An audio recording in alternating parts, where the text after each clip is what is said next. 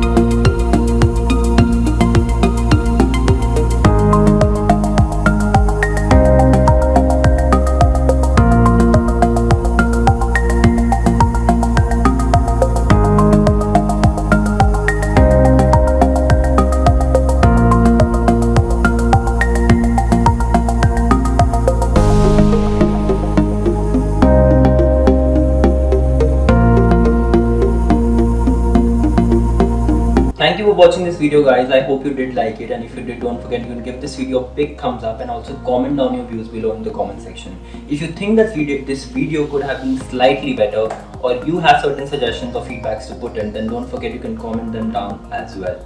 If you like this video a little bit more, then don't forget you can share this video with your friends and let them also see this.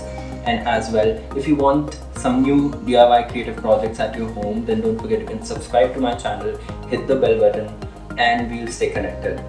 That's quite about that I have for you in this video, and I'll see you in the next one. Till then, take care and really take care, because I don't want any of you to suffer through this bad disease as it's going on. And if you're already going through something like that, then please take care of your health, and I hope you get well soon.